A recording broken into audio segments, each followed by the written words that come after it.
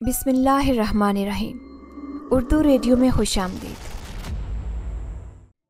ये कहानी सिंध के एक गांव की है जहां एक हिंदू ख़ानदान रहता था।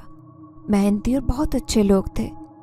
हिंदू लड़की आरुषि एक ऐसी लड़की की कहानी है जो नाजुक ख्यालात और आंखों में कांच के ख्वाब सजाए अपने ख्वाबों के शहजादे की मुंतज़िर थी। वो इलाके के एक बड़े रईस के बाग में मजदूरी करती थी। मेरी प्यारी सहेली आरुषि एक खूबसूरत और बहादुर लड़की थी। हर साल जब फल पककर तैयार होकर आते तो उन्हें दरख्तों से तोड़कर फलों की पेटियों में बंद किया जाता। फिर पेटियां गाड़ियों पर लादकर शहर भेजी जाती। सैकड़ों एकड़ पर फैले उस बाग से बहुत सारे मजदूरों का रिस्क लगा हुआ था। आरुषि के पिता शहर की मंडी में सब्जी बेचते हैं। आरुषि अपने घर वालों के साथ बाग के करीबी किराए के मकान में रहती थी। मगर कुछ दिन पहले आरुषि के पिता ने हमारे घर के सामने वाले घर को खरीदा और यहाँ शिफ्ट हो गए। हमारी रिवायत के मुताबिक हमने उन्हें खुले दिल से वेलकम किया। हम मुसलमान हैं जबकि आरुषि की फैमिली हिंदू है। मगर चंद ही दिन में हम दोनों ख़ानदान आपस में घुल मिल गए थे।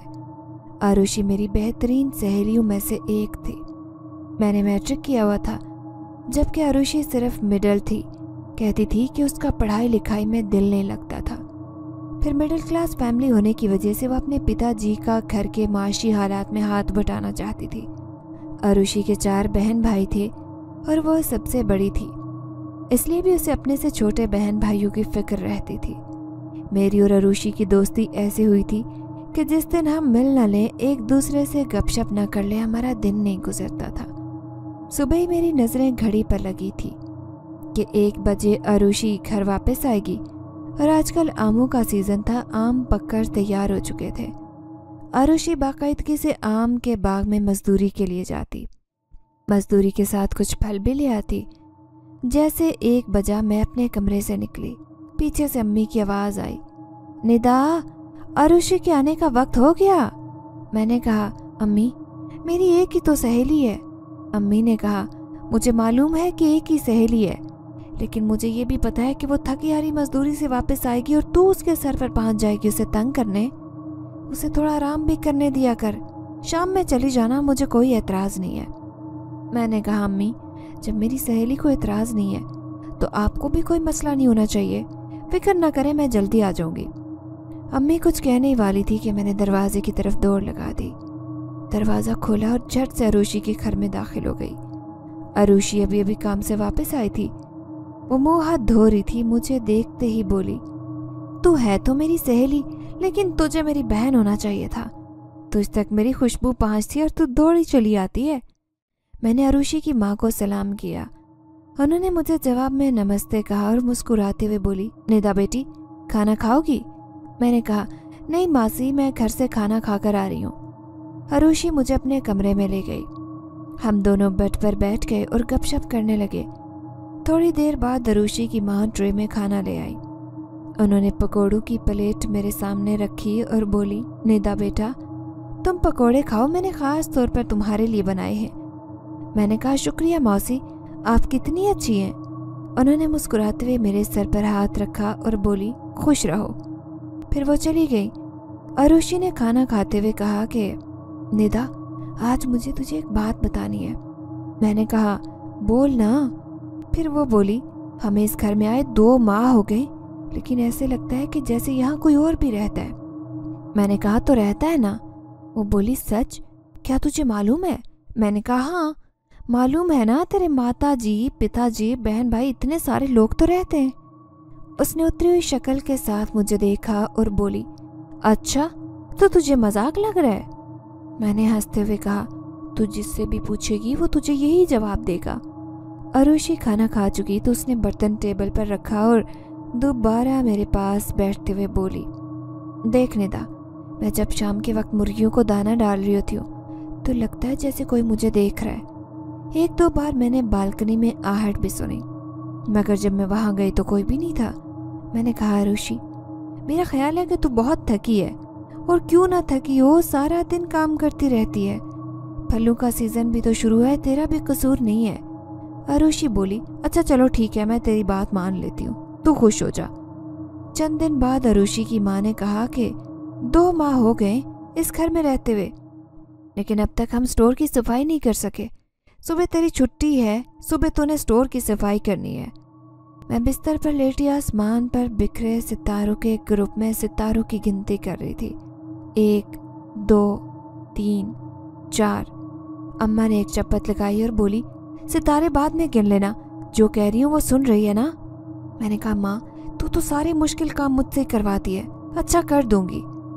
फिर मैं सितारे गिनने में दोबारा मसरूफ हो गई। 5 6 7 8। माँ ने कहा, हाय भगवान, इस लड़की को बचपन से पता नहीं क्या आदत है, कभी सितारे गिनती है तो कभी गोल में जाते कबूतर गिनती है और तो और कौवे तक गिनती रहती है। माँ ये कहते हुए चली गई, लेकिन मेरी गिनती जारी थी। 15 16 17। अगले दिन सुबह नाश्ते के बाद ही मैंने स्टोर की सफाई के लिए कमर कस ली, क्योंकि स्टोर का दरवाज़ा खोलते ही मेरे होश उड़ गए। उफ, इतना गंदा! पूरा स्टोर रूम पुराने टूटे फूटे फर्नीचर से भरा था। मिट्टी इतनी थी कि लगता था बरसों से नहीं सदियों से स्टोर रूम की सफाई न हुई हो। मैंने टूटा हुआ सारा फर्नीचर स्टोर रूम से निकाला और पिछली तरफ छोटा सहन था, वहां ढेर लगा दी गई। स्टोर का बहुत सारा सामान था। एक बक्सा था, उस पर बहुत बड़ा ताला लगा था। अब इसको कैसे खोलूं? इसमें भी काट कबार ही भरा होगा। चलो इसे बाद में खोलूंगी, पहले स्टोर रूम साफ कर लेती हूँ। मैंने बक्से को खींच कर निकालना चाहा, मगर ये तो बहुत भारी है। मैंने हिम्मत की और जोर लगाने के बाद बक्से को धक्का लगाते बाहर ले आई। आखिर स्टोर रूम की सफाई करते दोपहर हो गई, मगर इतना गंदा था कि मेरा तो थकन के मारे बुरा हाल हो चुका था। मैं बक्से के ऊपर बैठी स्टोर पर गई। मेरी मेहनत को देख रही थी कि मेरी माँ आ गई। स्टोर रूम के अंदर झांका तो दोनों हाथ गाल पर रखते हुए बोली, हाय मैं सदके जावा, मेरी बच्ची ने तो स्टोर चमका दी है। मैंने कहा कि तुम भी अच्छी माँ हो, सारा काम कर लिया तो आई हो, अब आने का क्या फ़ायदा। माँ ने कहा कि अब फ़ायदा है, तुझे ये पता चल जाएगा कि खाना तैयार हो गया, अगर खाना खा ले फिर सो जा। मुझे पता है मेरी बेटी थक गई है, शाम तक नहीं जगाऊंगी मैं उठी और माँ के साथ चलते बोली, माँ अब मुझे शाम तक उठने की हिम्मत भी नहीं है। मैं खाना खाकर सोई तो रात के वक्त माँ मुझे हिलाकर उठा रही थी। अरुषि उठ जा, अरुषि अभी तक तेरी थकावट नहीं उतरी, देख रात हो गई है, रात का खाना खा ले। मैं आंखें मलती उठकर बैठ गई।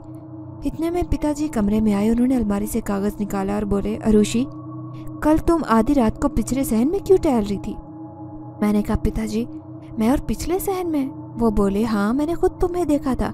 मैंने कहा, माँ क्या मुझे नींद में चलने की आदत है? माँ ने कहा, परसों तक तो नहीं थी, कल से हो गई है तो कुछ कह नहीं सकती। पिताजी कागज लिए बाहर निकले और बोले, हद हो गई भाई। मैं रात का खाना खाने के बाद चहलकदमी के लिए छत पर आई। अचानक चंद फूल आकर लगे और गिर गए। मैंने मुड़कर देखा तो कोई भी पीछे नहीं था। मैं हैरत से इधर उधर देखने लगी। मैंने गुलाब के 3 फूल लिए। इतने में पीछे सहन से गुनगुनाने की आवाज़ आई। मैं आहिस्ता से कदम उठाती सीढ़ियों से नीचे उतरने लगी। गुनगुनाने की आवाज़ मुसलसल आ रही थी। रात के 10 बज रहे थे। गांव के लोग तो 8 से 9 के दरमियान ही सो जाते। मैं सीढ़ियों से नीचे उतरी, पिछले सहन की तरफ गई। अचानक मुझे महसूस हुआ कि जैसे कोई मुझे छू कर गुजरा हो। अचानक आवाज़ आई, आरुषि। मैंने चौंक कर पीछे देखा तो माँ खड़ी थी। माँ ने कहा, क्या हुआ आरुषि? चलो चलकर सो जाओ, यहाँ क्या कर रही हो? मैंने कहा, ओह माँ आपने तो मुझे डरा दिया। चंद दिन बाद बाग में फैल तोड़ते हुए एक वाक़या हुआ। मैं फैल तोड़ रही थी कि गांव की एक लड़की मेरे पास आई।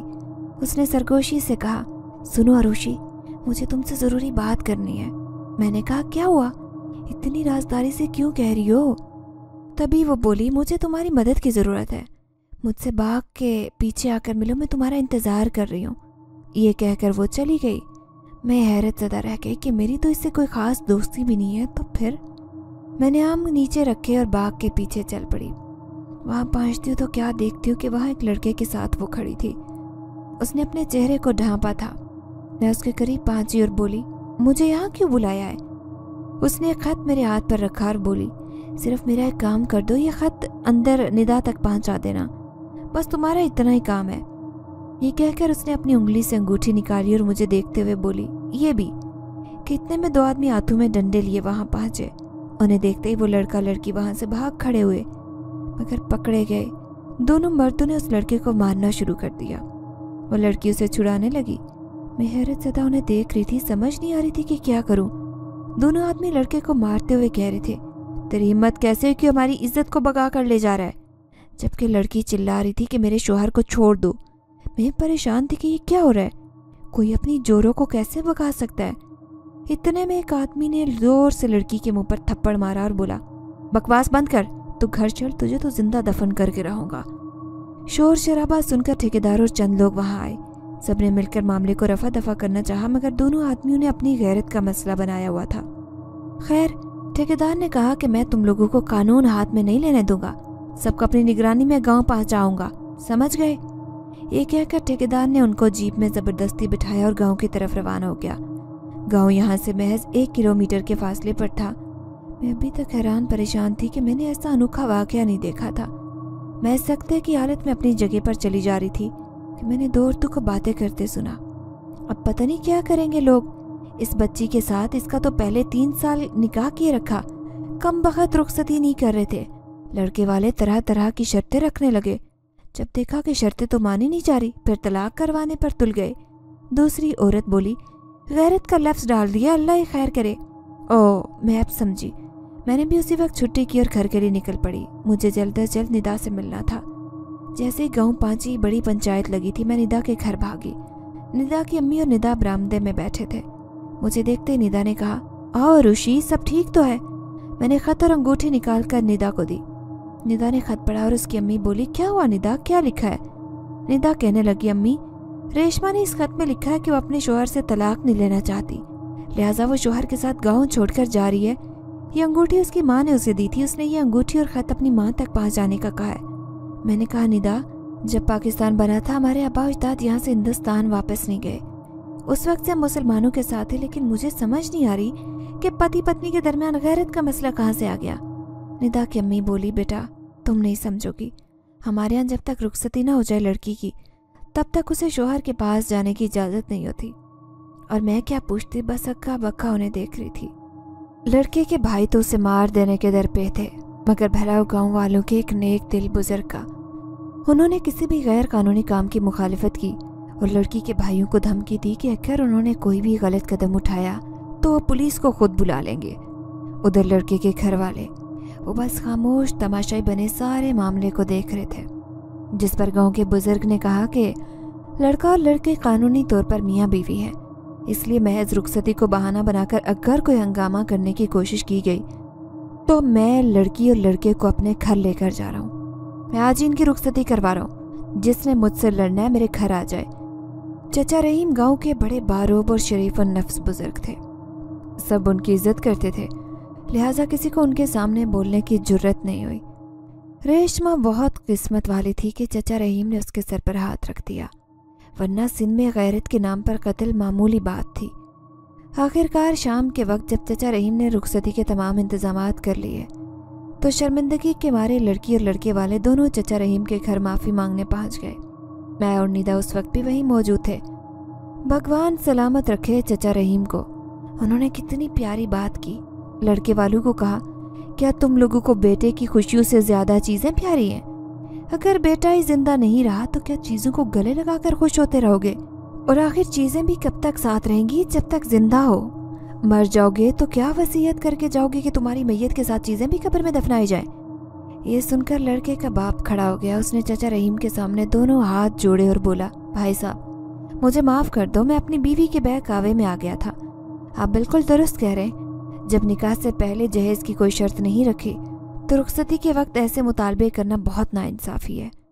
चचा रहीम बोले, देख जफ़र, तू मेरे छोटे भाइयों की तरह है। मेरा फ़र्ज़ है तुझे अल्लाह के गज़ब से डराना, आगे तेरी मर्ज़ी। लड़के के अब्बा ने रो कर चचा रहीम से माफ़ी मांगी और खैर खैरियत से रेशमा रुखसत होकर अपने ससुराल चली गई। शाम का वक्त था। मैं और निदा छत पर बैठे अंगूर खा रहे थे। मैंने कहा, रेशमा खुशकिस्मत थी कि चचा रहीम ने उसके सर पर हाथ रख दिया, वरना जो होता वो अच्छा ना होता। निदा ने कहा, बिल्कुल ठीक कह रही हो। मैंने कहा, निदा एक और बात है, लेकिन मेरा तो यकीन नहीं करेगी। वो बोली, क्या बात है? मैंने निदा को घर के पिछले सहन से गुनगुनाने की आवाज़ का वाकया सुनाया तो वो बोली, आरुषि ठीक है, ये घर बरसों से बंद है, लेकिन हमने कभी इस घर के बारे में कोई ऐसी कहानी नहीं सुनी जैसे तू बता रही है। मैं बोली, निदा मैं ये नहीं कह रही कि तू गलत कह रही है, मगर मैं ये कह रही हूँ कि मैं भी सच कह रही हूँ। निदा ने कहा, ठीक है, तो जब दोबारा ऐसा हो तो उससे बात करने की कोशिश करना, पूछना कि यहाँ कौन है, हो सकता है तुझे तेरे सवाल का जवाब मिल जाए। मैंने हो ना कहते सर हिलाया कि उसी असना में आसमान पर कौवों का गोल गुजरा। मैं फिर कौवे गिनने लगी, 1 2 3 4। निदा बोली, उफ अल्लाह, फिर शुरू हो गई।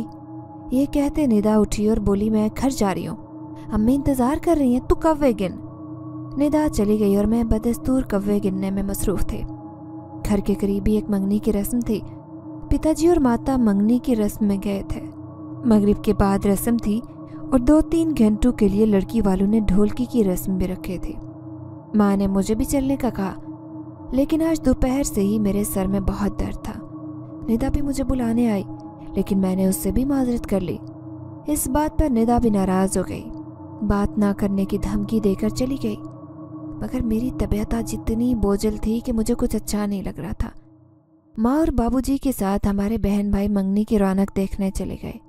मैंने एक कप कहवा बनाकर पिया और आराम करने की गर्ज से कमरे में चली गई।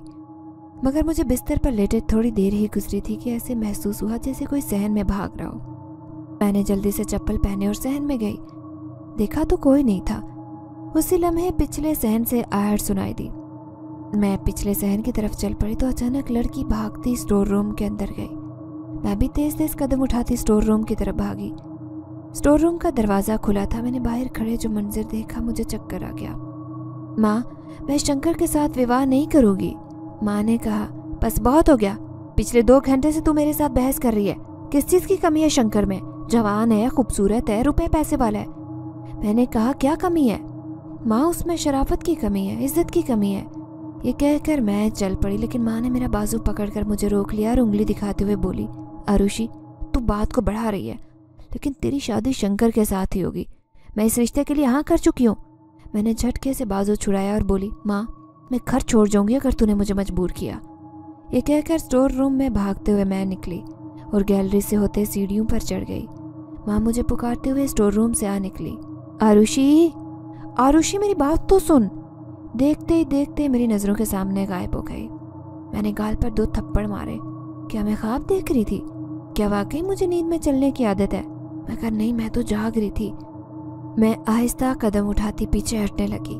मैं जागते हुए खुद को और अम्मा को देख रही थी। ये कैसा बरहम था, खौफ के मारे मेरे पसीने छूटने लगे।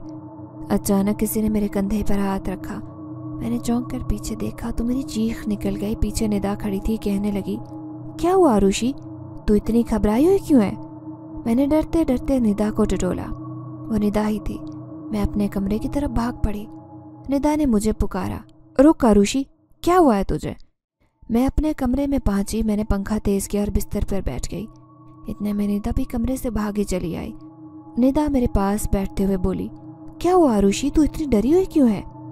मैं निदा के गले लग गई और बोली, निदा, मेरी बहन, हम इस घर में नहीं रहते, हमारे अलावा और भी लोग रहते हैं। निदा ने कहा, कौन लोग आरुषि? मैंने कहा, वो भी हमारी तरह दिखते हैं, शायद वो भी हम ही में से हैं। निदा ने मुझे खुद से अलग करते हुए कहा, आरुषि, तू क्या पक रही है? क्या कोई नशा तो नहीं कर लिया? मैंने कहा, तू हमेशा मेरी बात का यकीन नहीं करती, मैं तुझे क्यों बताऊं? निदा बोली, रुक, मैं तेरे लिए पानी लेकर आती हूँ, गर्मी भी बहुत है। ये कहकर निदा किचन में चली गई। चंद लम्हों बाद पानी से भरा जग ले आई। गिलास में पानी डालकर मुझे दिया। मैंने 2 गिलास पानी पिया। निदा ने कहा, अब बता ऋषि, क्या देखा है? मैंने सारी कहानी निदा को सुनाई तो वह हैरत से मुंह फाड़े देख रही थी। मैं खामोश हुई। निदा का जो मुंह खुला था वो बंद करते हुए बोली, अब मुंह बंद करो तुम भी, क्योंकि मैंने वही बताया जो आंखों से देखा। निदा दोनों टांगे बेड से नीचे लटकाए सर झुकाकर बैठ गई। थोड़ी देर बाद मैंने कहा, क्या हुआ, तेरी सीटी गुम हो गई? निदा ने कहा, देखा ऋषि, मैं ये सोच रही हूँ कि अगर इस घर में कोई भूत है तो तुझे तेरे बारे में ही कुछ बता रहे थे, आखिर क्यों? मैंने कहा, मगर मेरा तो रिश्ता नहीं हुआ। और ये बता, तू मंगनी में नहीं गई? निदा ने कहा, हाँ गई थी, मेरी तैयारी नहीं देख रही है, मगर तेरे बगैर मेरा दिल नहीं लगा तो यहाँ चली आई। बहरहाल आरुषि, तू एक काम कर, चुप कर जा, देख क्या होता है। आखिर को ये राज खुलना ही है कि इस घर में क्या हो रहा है। निदा काफ़ी देर मेरे पास बैठकर बातें करती रही। दरवाजे पर दस्तक हुई। मैंने कहा, बाबूजी आ गए? निदा भी उठ खड़ी हुई और बोली, चल अब मैं भी चलती हूँ। मैं और निदा दरवाजे तक गए। मैंने दरवाज़ा खोला, सब घर वाले खड़े थे। माँ ने कहा, अरे निदा यहाँ बैठी हुई है। निदा बोली, जी मासी मैं अब घर जा रही हूँ। वो अपने घर चली गई। मेरे बहन भाई अपने अपने कमरों में चले गए। माँ बहुत खुश नज़र आ रही थी। अचानक माँ ने मेरे कानों में सरगोशी की, निदा तेरे लिए खुशखबरी है। मैंने कहा, अच्छा वो क्या है माँ? माँ ने कहा, सुबह बताऊंगी, अभी तू जाकर सो जा। माँ ये कहते कमरे में चली गई और मैं हैरत से उनकी खुशी देख रही थी।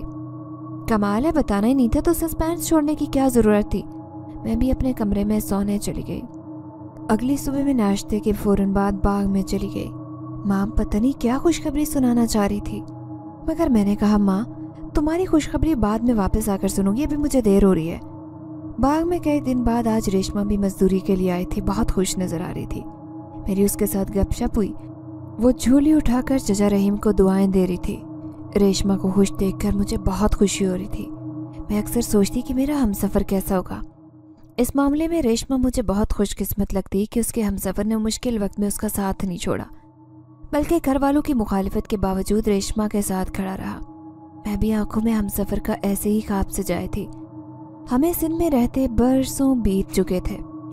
हमारी बरादरी के बहुत सारे ख़ानदान यहीं आबाद थे। कई ख़ानदानों के घर आना जाना भी रहा, लेकिन दिल है कि उसे कभी कोई पसंद नहीं आया। मैं अपने ख्वाबों के शहजादे को सोचते घर की तरफ जा रही थी। आज ठेकेदार ने अच्छा काम करने पर मजदूरी के साथ आमू की पेटी भी इनाम में थी। मैं आमू की पेटी सर पर रखे अपनी सोचों में गुम थी कि अचानक मेरी साड़ी का पल्लू रास्ते में लगी खाददार झाड़ियों से उलझ पड़ा। मैंने मुड़कर देखा तो मेरी हंसी निकल गई। मैंने अपने पल्लू से कहा, हे भगवान, अब तू झाड़ियों से क्यों उलझ रहा है? मैं तो चाहती हूँ कि तू फूलों से उलझे।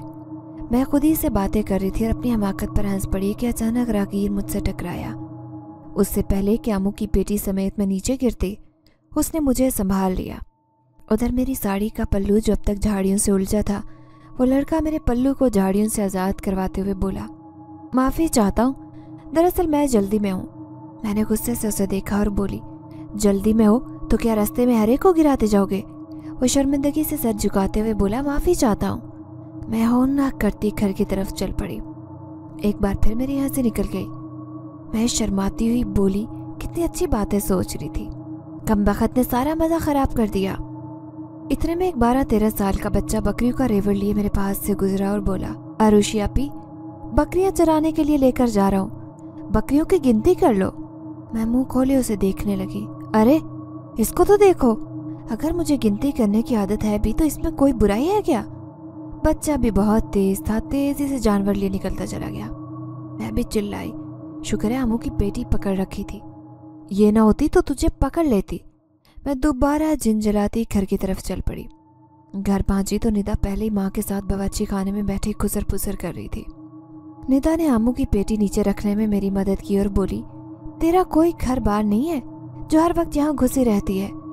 निदा ने पीढ़ी पर बैठते हुए कहा, तू क्यों जल रही है? मैं बोली, इसलिए जल रही हूँ कि आजकल माँ तुझे पकौड़ों के साथ मिठाई भी खिलाने लगी है। यह सुनकर निदा ने सामने रखी प्लेट पर नजर डाली जिसमें बर्फी और लड्डू पड़े हुए थे।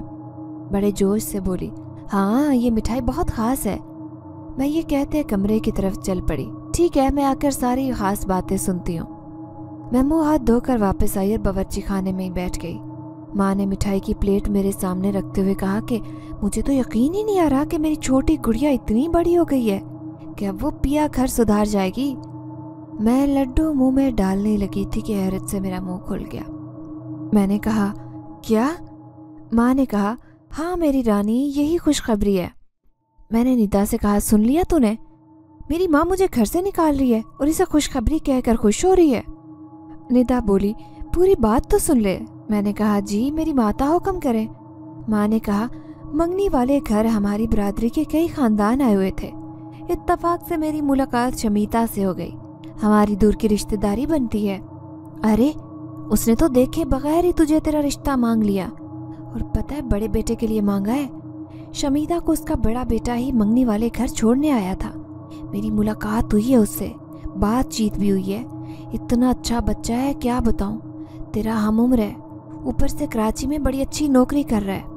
माँ सदके जाए, मेरी बेटी की रेखा बहुत अच्छी है, देखना तू उसके साथ बहुत खुश रहेगी, मेरा दिल कहता है।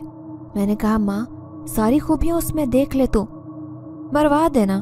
माँ ने कहा खबरदार, ऐसे नहीं कहते, भगवान का शुक्र कर इतना अच्छा रिश्ता मिला है। निदा जो खामोशी से बातें सुन रही थी मुँह ही मुँह में हंस पड़ी और बड़ी जोर से दाएं बाएं हिल रही थी। मैंने कहा निदा, तुझे क्या हुआ है? वो अपनी खुशी को रोक नहीं सकी, उठकर बावर्ची खाने से बाहर भागी। एक तस्वीर दिखाते हुए बोली, ये रही तेरे शहजादे की तस्वीर। तस्वीर देखते ही मैं खड़ी हो गई। मैंने माँ की तरफ देखते हुए कहा, माँ तूने मेरे शहजादे की तस्वीर इसे दे दी? तू मेरी माँ है या इसकी माँ? माँ भी हंस रही थी। मैं निदा की तरफ ये कहते हुए भागी, मेरी तस्वीर मुझे दिखाओ। निदा जो जोर जोर से हंस रही थी मेरी तस्वीर लेकर मेरे कमरे में भागी। मैं भी तस्वीर लेने उसके पीछे भागी। मैं कमरे में पहुंची, बड़ी मुश्किल से निदा से तस्वीर दरामद की। मेरी पहली नज़र तस्वीर पर पड़ी। ये तो वाकई जीन्स शर्ट में मलबूस बहुत खूबसूरत लड़का था। निदा ने पीछे से मेरे कंधे पर अपना बाजू रखा और बोली, सुना कैसा लगा? मैंने शर्म से अपने निचले होंठों को दबाया और मुस्कुराते हुए निदा के गले लग गई। निदा चिल्लाई, मतलब लड़का पसंद आ गया? बस फिर क्या था। एक एक दिन उस अजनबी की याद में गुजरा था जिसके नाम मेरी माँ ने मेरी उम्र भर के लिए मेरा नाम जोड़ा था। उसकी तस्वीर मेरे तकिए के नीचे धरी रहती। मैं चुपके चुपके उसकी तस्वीर निकाल कर देखती। ऐसा लगता जैसे वो भी मुझे देख रहा हो। बस फिर तो उस तस्वीर को शर्म के मारे मैं फिर से तकिए के नीचे रख देती। काम करते हुए मैं मन ही मन में मुस्कुराती रहती। मन की मुस्कुराहट जब मेरे चेहरे पर नजर आती तो इर्द गिर्द की औरतें बड़े गौर से मुझे देखती। एक दो ने तो पूछ ही लिया, क्या बात है कुड़िए, खैर तो है? फिर उस अजनबी की यादों का सहर टूटता और मैं कहती, जी जी खैर है। फिर एक गहरी सांस लेकर इर्द गिर्द देखती कि कोई देख तो नहीं रहा। मेरी एक ही सहेली थी निदा। वो कई बार मुझे कह चुकी थी कि मैं हर वक्त तन्हाई रहती हूँ, खोई खोई रहने लगी हूँ। बल्कि उसने तो ये तक कह दिया कि मुझे उस अजनबी से मोहब्बत हो गई है।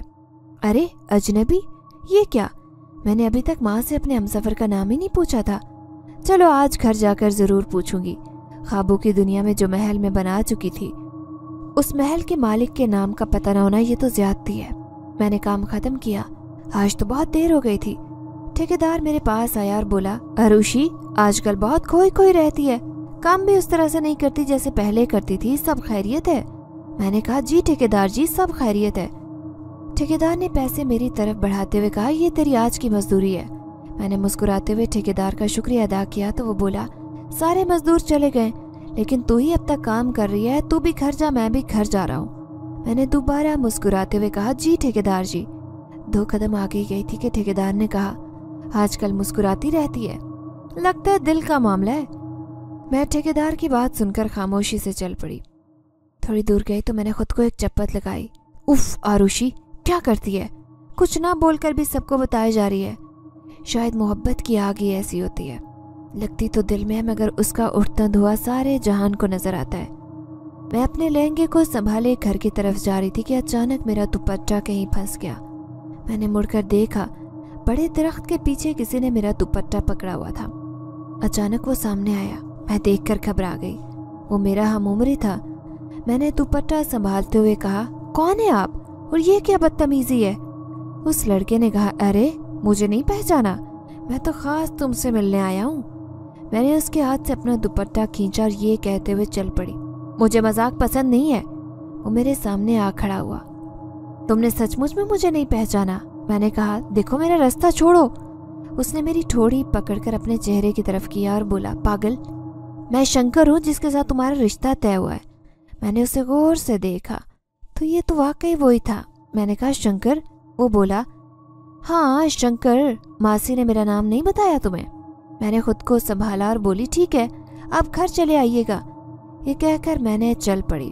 उसने मेरा हाथ पकड़ लिया और बोला, रुक जाओ आरुषि, ये क्या तरीका है, इतना नखरा क्यों कर रही हो?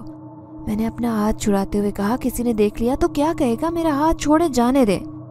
शंकर मेरा हाथ छोड़ने को तैयार नहीं था। बोला, क्या कहेगा, यही कि तुम मेरी मंगेतर हो? मैंने कहा, मेरा हाथ छोड़े।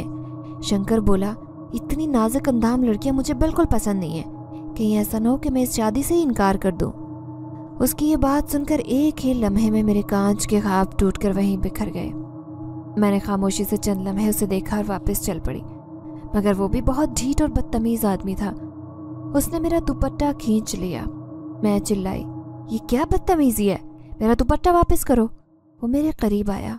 उसने मेरा हाथ पकड़ लिया। इससे पहले कि वो कोई हरकत करता, अचानक बाग में तेज आंधी चल पड़ी। आंधी थी या कोई तेज तूफान। दरख्तों के पत्ते उड़कर हमारे ऊपर आने लगे। आंखों में मिट्टी जाने लगी। मैंने अपना दुपट्टा उसके हाथ से खींचा और भाग पड़ी। शंकर चिल्लाया, रुक जाओ आरुषि, वापस आ जाओ वरना अच्छा नहीं होगा। मैंने मुड़कर देखा। एक लम्हे को मेरे कदम रुके। वो मेरे पीछे भागने लगा, मगर तूफान इतना तेज था कि हम दोनों को ये तवाज़ुन बरकरार रखने में मुश्किल हो रही थी। मैं उल्टे पांव घर की तरफ भागी। मुझे तो शंकर पागल जुनूनी शख्स लग रहा था। अचानक वो जोर से गिरा। मैंने मुड़कर देखा तो वो दर्द से कराह रहा था। उसे चोट आई थी। दिल तो चाहा कि रुक जाऊं, मगर नहीं। मैं घर की तरफ भागी। घर आए क्या था। मैं घर के अंदर दाखिल हुई तो माँ आंगन में कपड़े धो रही थी। मुझे बौखलाहट में देखकर माँ ने कहा, आरुषि क्या हुआ तुझे। मेरा सांस बुरी तरह से फूला हुआ था। मैं अपने कमरे में भागी। माँ ने हाथ धोए और मेरे कमरे में आई। मैं कुर्सी पर सहमी बैठी थी।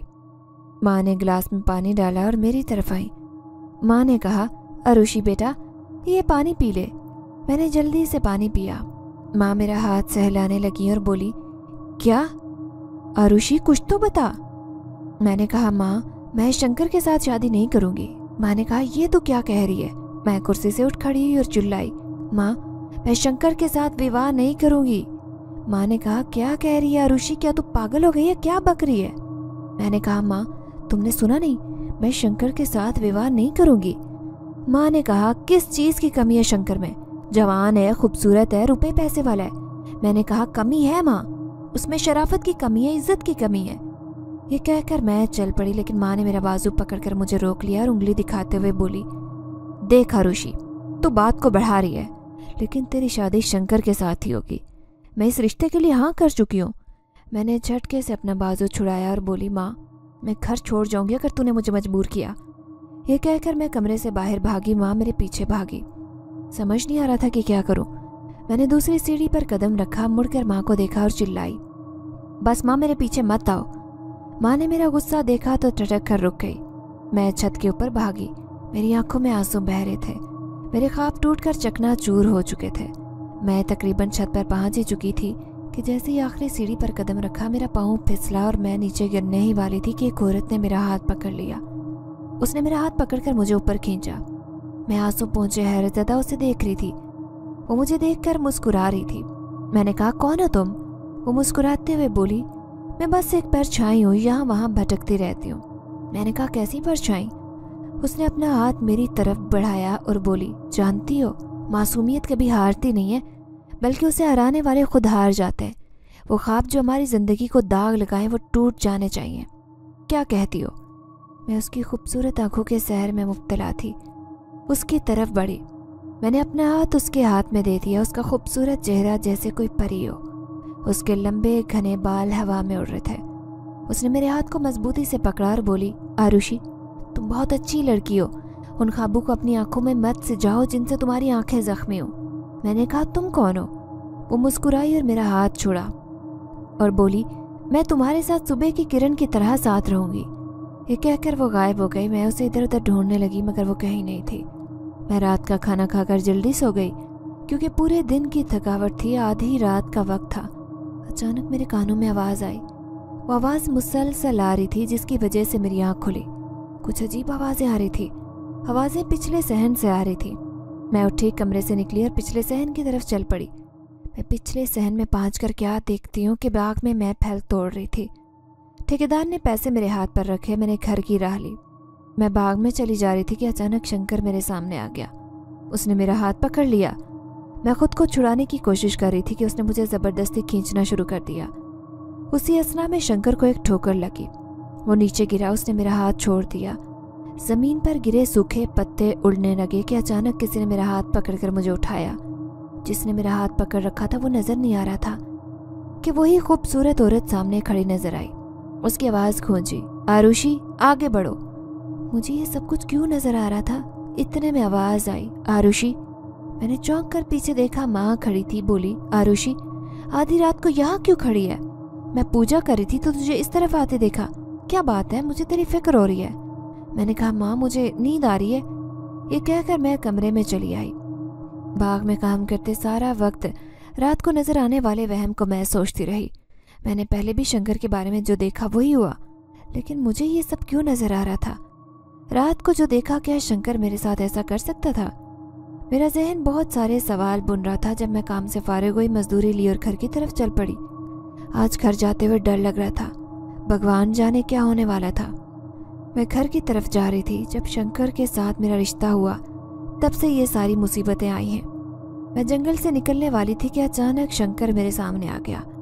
मैं उसे खौफजदा नजरों से देख रही थी। शंकर बोला, आरुषि, तुमने मुझे बहुत मायूस किया है। मैं सोचता रहा कि माता जी ने मेरे लिए कैसी बुज़दिल लड़की चुनी है। मेरे साथ अभी चलो, पहले हम मंदिर जाएंगे, फिर घूमे फिरेंगे, तुम्हें शहर ले जाऊंगा। मैं 2 कदम पीछे हटते हुए बोली, मैं नहीं जाऊंगी।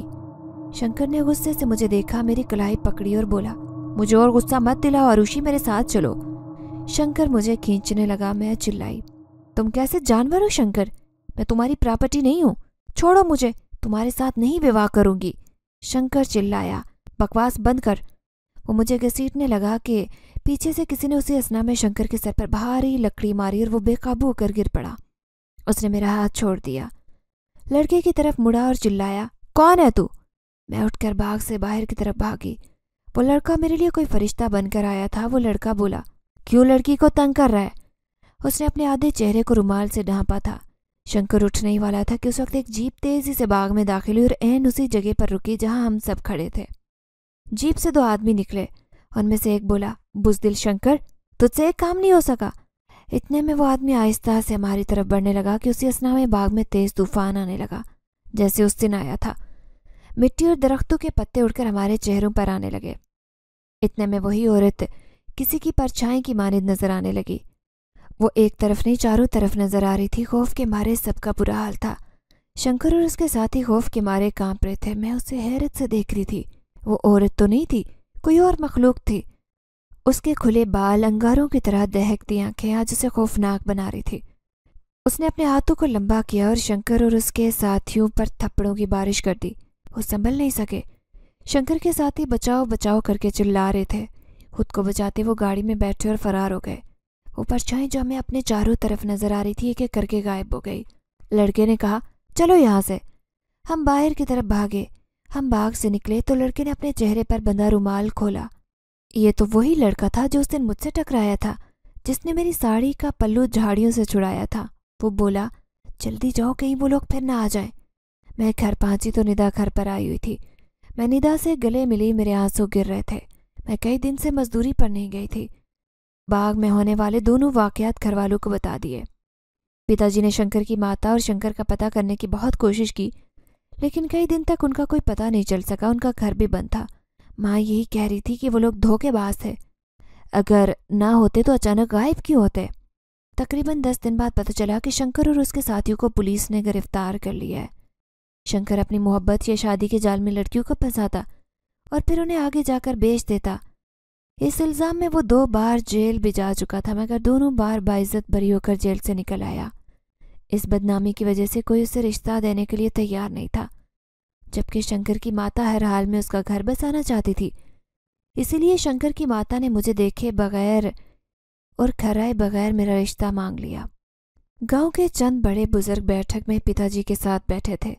जब से गांव वालों को शंकर की हकीकत का इल्म हुआ, सब जैसे अफसोस के लिए आ रहे हों और साथ ही शुक्र भी कर रहे हो कि किस्मत अच्छी थी जो फराडियों से बच गए। निदा की अम्मी भी हमारे घर आई थी। चचा रहीम घर के अंदर ही चले आए। उन्होंने मेरे सर पर हाथ रखा और पिताजी से बोले, राम भाई, इसलिए कहते हैं कि रिश्ता सोच समझ कर और देखभाल कर करना चाहिए। पिताजी बोले, आपने बिल्कुल दुरुस्त कहा है। खैर, चंद दिन का शोक था, बिलाखिर खत्म हुआ। मैं सुबह सवेरे ही सोकर उठ गई थी। मैंने पूजा की और छत पर आ गई। सूरज तुलू होने का मंजर भी कितना खूबसूरत होता है। मैं बालकनी में बैठी सूरज को तुलू होता देख रही थी। उसी लम्हे मुझे गर्मी की शिद्दत महसूस हुई। मैंने मुड़कर देखा तो वही खूबसूरत परछाई भरपूर मुस्कुराहट लिए खड़ी थी। मैंने कहा, कौन हो तुम? वो बोली, मैं जिनज़ादी हूँ। मैंने कहा, जिनज़ादी की परछाई? वो बोली, जो समझ लो। मैंने कहा, मेरी ज़िंदगी बचाने का बहुत शुक्रिया। वो बोली, ज़िंदगी का मालिक तो सिर्फ अल्लाह ताला है, हम तो सिर्फ कोशिश करते हैं।